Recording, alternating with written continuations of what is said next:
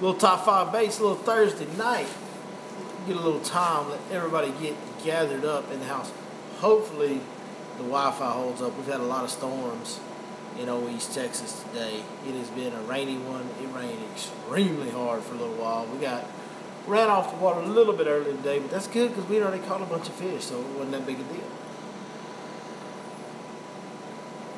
What's going on, Kevin Jones? Appreciate you joining us tonight.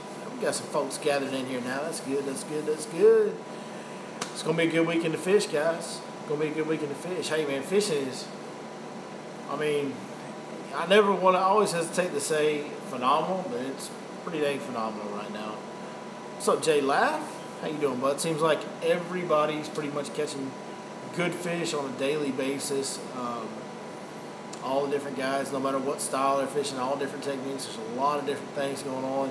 So we're going to talk to you tonight about what I'm doing, how it's working for me, and of course I'm going to answer all your questions as well. So be sure to drop me a question if anything comes to mind. Doesn't have to be about fishing, it can be about anything.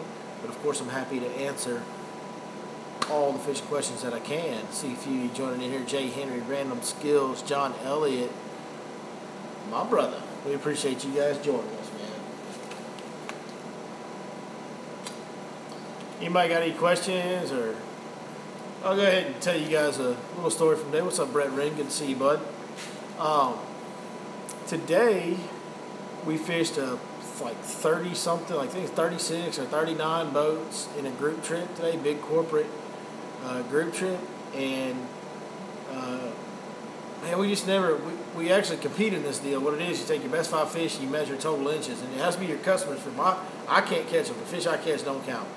You have to put your customers on the fish, and we just never really got a big bite. You know, we caught a lot of really solid fish. We just didn't get that kicker fish or two that Lake Fork is known for, and that you have to have on Lake Fork to compete with guys out there. Pretty salty, boy. Some of them old hands pretty good, but anyway, we ended up coming in 3rd place, so we didn't win.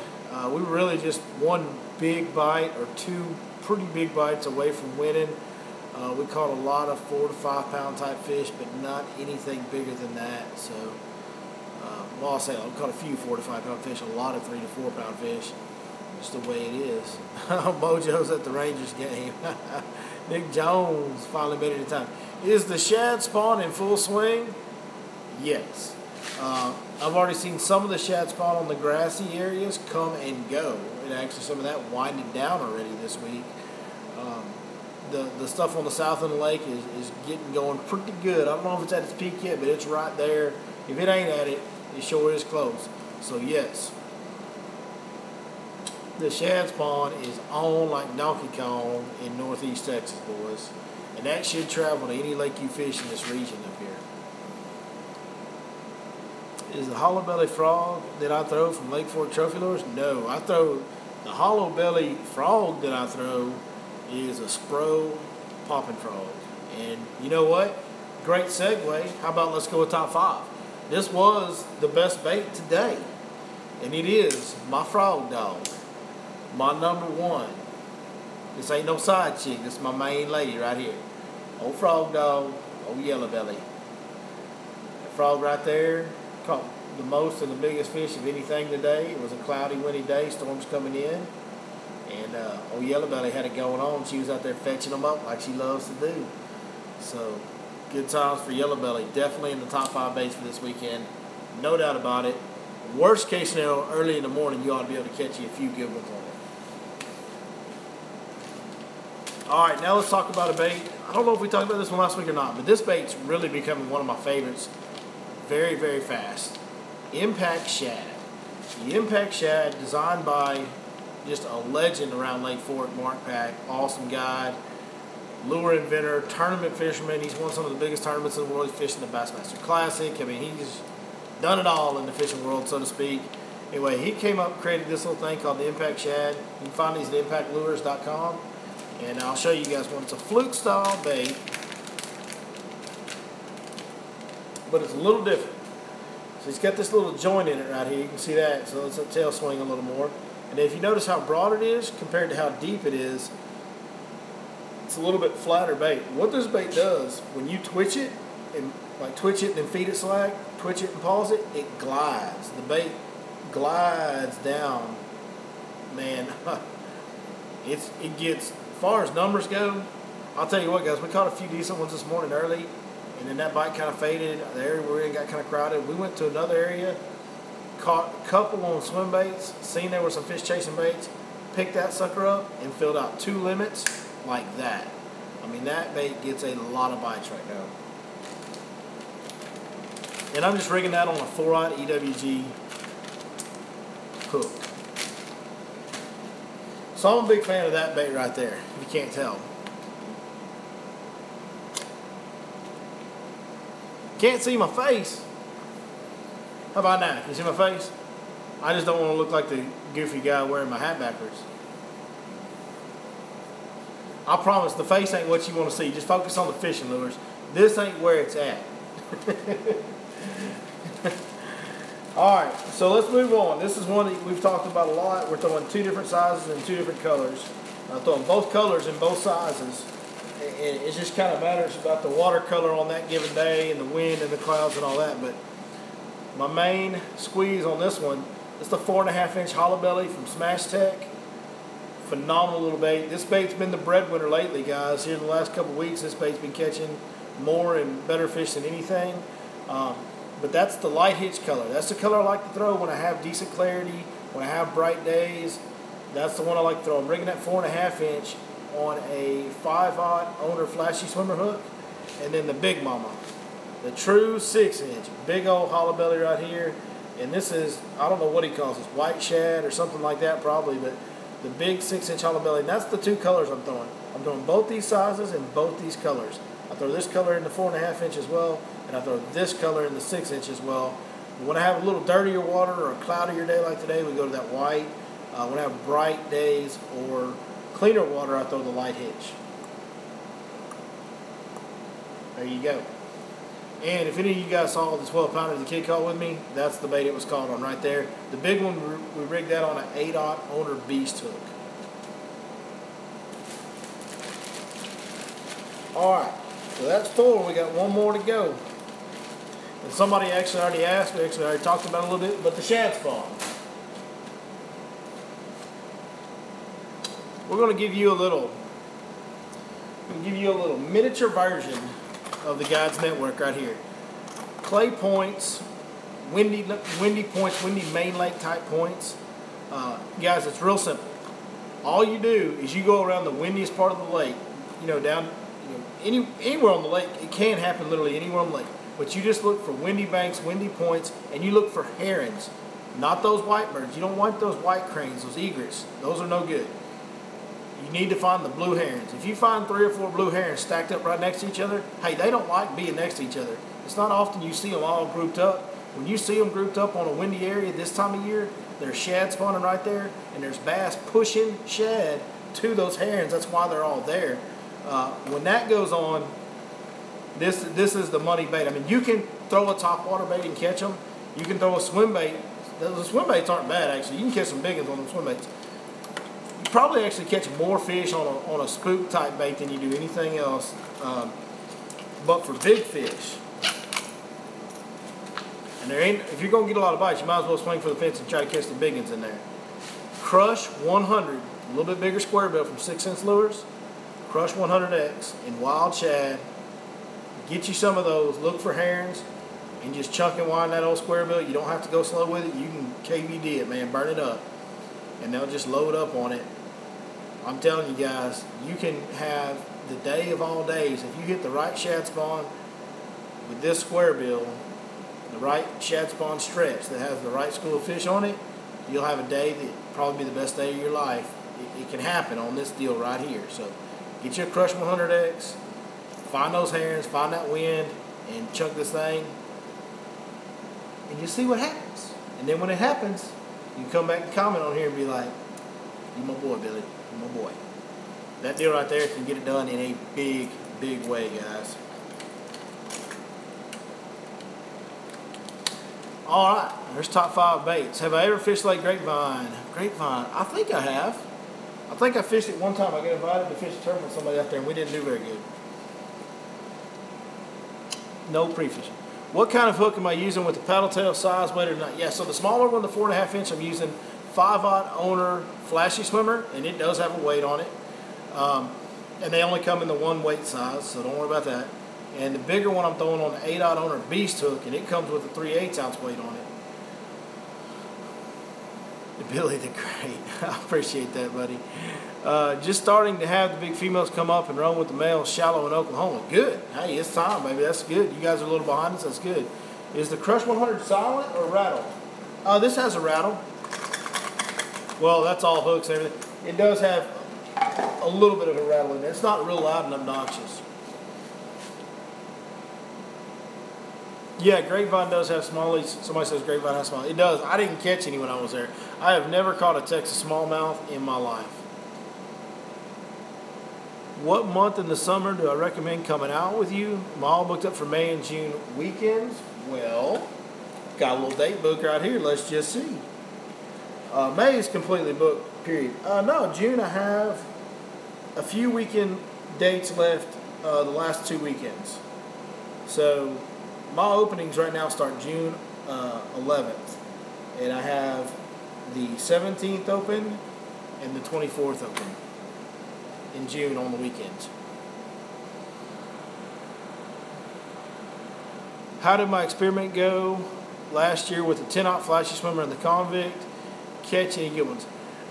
The problem with that is that 10/0 hook with the flashy swimmer on it is a little bit too heavy. I actually got broke off on it once. I remember that. I was not happy about it. But I had a hard time working it through the grass as efficiently. I kept getting bogged down in the grass because it had, with that convict, I fish it so slow that weight on there really gets it down in that grass too much.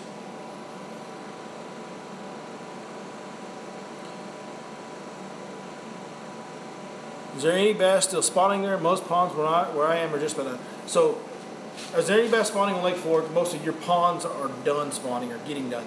Here's the deal. Smaller bodies of water warm up quicker than bigger bodies of water. So it makes sense that your ponds are done. Lake Fork is by no means done with the bass spawn. We can go out and I can make a whole day out of bed fishing right now. Now, there's some other things going on that are a lot of fun. That frog bite's a lot of fun. That swimbait bite is a lot of fun. That shad spawn bite is a lot of fun. So I'm mixing in bed fishing, but I'm capitalizing on other bites throughout the day, and then when it gets slow, I'm bed fishing. It's kind of what I'm doing. But Fork is by no means done spawning. We will probably be spawning until maybe the beginning of June this year, is my guess. Have I started using the 6 Sense rods? Yes, I have started using the 6 Sense rods. The 7.5 heavy, moderate fast action is the best small swimbait rod I've ever put in my hands. It is perfect for a small swimbait. And I mean perfect in like every way. Do a full video on showing you guys how I set up all my rods for all my different techniques. And we're going to get in depth on that. So, does Lake Fork Marina have the hooks I use on the swimbaits that I'm using? No. The hooks that I'm using on these hollow bodies, it's funny because Lake Fork Marina has the hollow bodies, but Oak Ridge Marina has the hooks. So you got to make a 2-stop pony. Oh, I'll tell you where it has them. Lake Fork Resort also has those hooks as well. The 12-pounder was caught on a spot that is on the guide in the graph. Yes, that's true. The 12-pounder was. I pretty much only fish spots that I put on the guide in the graph. That's why I put them on there, because those are the spots I fish. They're the spots that I believe are going to work the best for that time of year. Speaking of that, there's a brand new version of Guide in the Graph out for May and June. Just got released the other day, so we've got some brand new waypoints if you guys are interested in that, man. It's the Guide in the Graph. I've lost count of how many double digits have been caught off of those spots. We've caught 3 in my boat. I've had, I don't know, probably 5 or 6 sent to me by other people, pictures. So we're getting close to double digits of double digits on the Guide in the Graph in the 5th month of the year. I say that's proving that it works pretty good right there.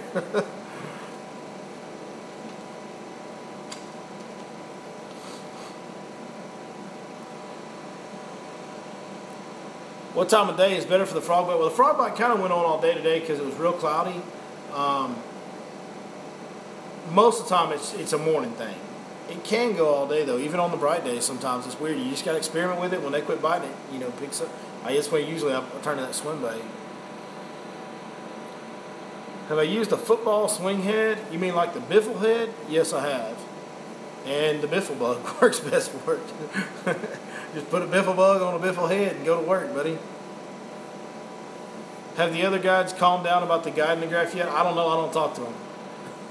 Most of the other guys just kind of look at me for some of them won't even look me in the eye, and then some of them just look at me a little funny.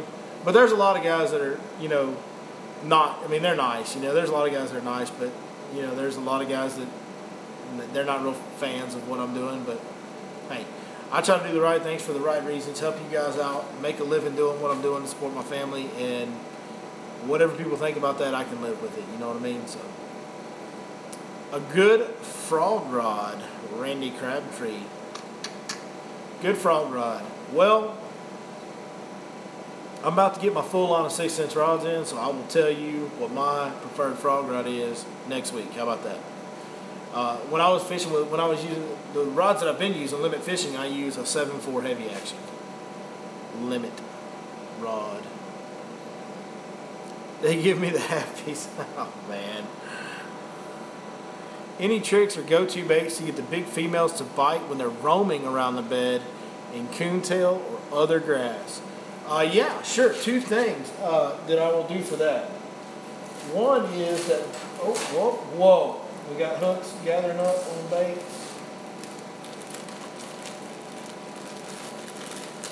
Probably this right here, honestly. This right here, the big 6-inch hollow body, has caught many roaming females in bedding areas for us the last couple weeks. It's a beautiful thing because it's, you know, on that 8/0 owner beast hook, you rig it weedless, it comes through that grass beautiful, it wiggles, it gets their attention. If nothing else, it kind of shows them to you real good. But we've caught a lot of big females that are not locked on, they're just kind of cruising around the bedding areas on this bait right here. The key to that is you got to get away from them and make super long casts in there. Get your boat way away, give them some time before you even throw in there. Give them 5 minutes, 10 minutes, whatever. Let them forget that you're there, and then from a way long distance, bomb a long cast in there, and just wiggle that thing through the grass, nice and steady, not real fast, not real slow. And we've caught a lot of big fish on that bait right there. The other thing is you can take a, smash take just makes one size of stick bait. What you can do is buy a Cinco or a Yum Dinger or whatever in the 6-inch size, and wacky rig it, throw that in there, and I've caught a lot of big fish over the years that aren't on a bed, that are around the bed, on that bigger wacky Cinco.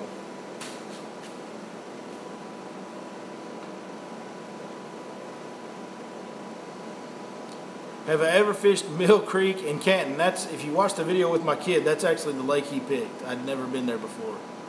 What's up, Ben Show? Good to see you, bud. And that's the only time I'd ever been on Mill Creek, was what you guys saw on Monday's video with my boy. Am I booking July yet? You want to book a trip for July 5th if it's open? July 5th is open. Give me a text and we'll take care of that. I know I'm missing some of these comments and questions. They fill up pretty fast on here. I'm trying to go back to where, okay, here we go. I think I was right here.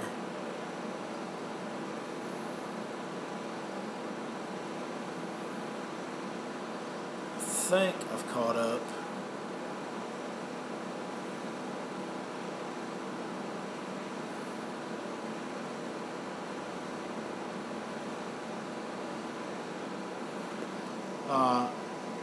Get in a cut and you got some submerged grass and 5 foot this time of year.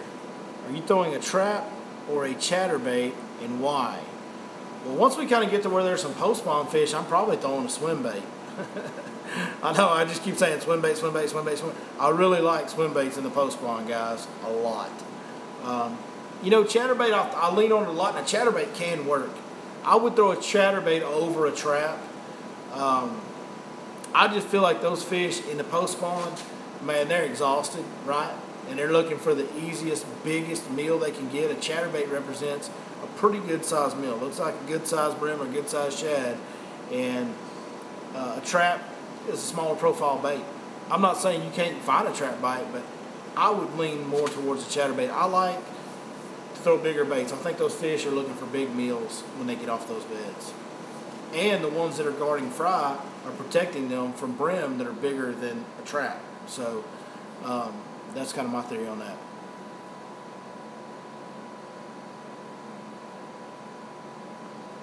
Come to Lake Belton for some big Texas smallmouth. I hear you, buddy. I would love to if I could ever get away from Lake Fork. It's hard to get away from Lake Fork, boys, I'm telling you. Random thought. What do you think about Monticello now that they shut the power plant down? You know, I don't know. I think it's going to have some good days and some bad days. I think the fish are probably already adjusted. It's going to be a matter of us as fishermen adjusting to the new fishery, because I'm not saying it's going to be better or worse. It's going to be different. You know, those fish, their world has been changed drastically, so they're going to behave differently. They're fine. They're going to do whatever works best for them. They're still bait fishing there. They're still going to eat them. They're still going to reproduce and grow and do what they do. We as fishermen are going to have to kind of refigure that lake out. You know, it'll be interesting. That lake doesn't have a lot of dynamic offshore structure. I mean, it's got some stuff real subtle though. I don't know. I've always fished it one way. I'll have to get out there and really spend some time on an experiment before I can answer that question better. All right, Billy, you're fishing Lake of the Pines Saturday and Sunday. It's going to rain like heck tomorrow. What two things am I going to throw at them, and where am I going to throw them? Well, I'm probably going to fish. Normally, I love the north end of Pines. Normally, I'm above the old 155 bridge type of guy. I believe that's the 155 bridge. Whatever that bridge is on the north end, I get above that and I stay up there. This time of year, I'm probably going to go to Alley Creek, Hurricane, and I'm going to throw a frog, and I'm going to flip. I'm going to frog and flip. That's all I'm going to do. Frog and flip, baby. That's a frog fishing lake, and that's a flipping lake. Maybe a swim jig. I'll give you a third one.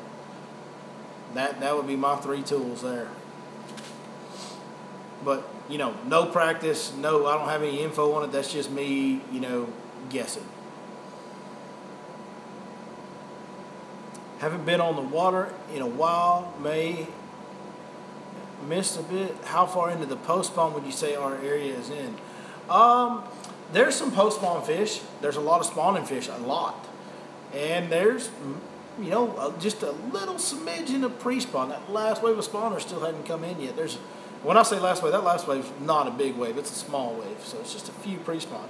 But I would say the majority of our fish are either spawn or really, really immediate post-spawn where they're still relating to that area. Oh, excuse me. Oh, my goodness. Allergy attack all of a sudden. And there's, you know, just those early waves are probably, you know, just now getting into that post-spawn. And those early waves that are post-spawn, they're on the shad spawn deal. I can tell you, those fish, 100% are on the shad spawn deal. Or the bluegill spawn. There is brim spawning on Fork right now, too. I have found several brim beds in some of those grassy areas.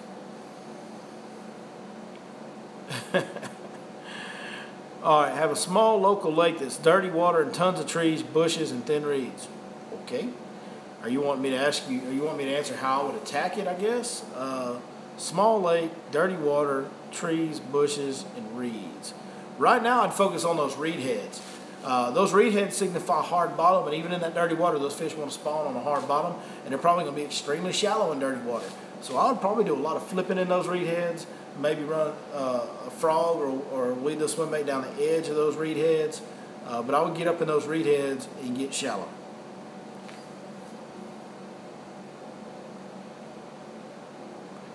Well, there you go. I just answered. All right. Perfect. I answered the question before you even finished asking it, Nick. Good job, buddy. All right, man. Any last questions? We got a few more minutes here if you guys got anything else. Had 5 deer walk out and watch me fish last week. Yeah. If you're on Lake Fork, I don't doubt it, man. There's some areas where you can there's deer. I literally, just because I could, and I never had this opportunity before, earlier this year, I actually was sight fishing, and there was a deer in the water where I was looking for beds and just stayed there and actually flipped my bait up and hit him in the shoulder, or her in the shoulder. Okay, what marina has the swim baits? has the swim bait hooks. Lake Fork Marina has the hollow body swim baits. Oak Ridge Marina has the hooks that we're using. When's the good punch and bite coming around? Need that water to get a little hotter, I think. Need the water to get a little hotter, and need a few more fish to get, you know, more into the post-spawn phase. Probably here in the next couple weeks. I mean, basically you can judge it by this, Joe. When all that pondweed and alligator weed starts reaching out off the bank a little more, when that stuff really starts growing and getting on out there over a little bit deeper water, them fish are going to use it, because they're also happening to be, you know, that water temp that cues that grass to grow is the same water temp when those fish tend to be in that post-spawn mode. So that's where that punch and bite gets going for me, in my opinion.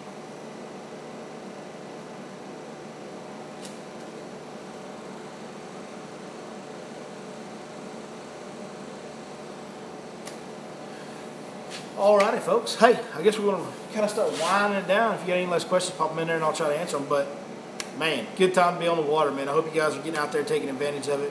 We're having a good time every single day right now. It's a lot of fun to be out there. You know, just blessed, man. Lake Fork, good night. What can I say? It just continues to kick out so many good fish day after day. It's unbelievable. People go there and their expectations are through the roof, and then sometimes they struggle and they get disappointed, like, oh, well, Lake Fork's not all that. Let me tell you something. Lake Fork is all that, and it exceeds its reputation if you really break down what happens out there. The amount of people that fish it, the amount of big fish that get caught, it is an unbelievable resource.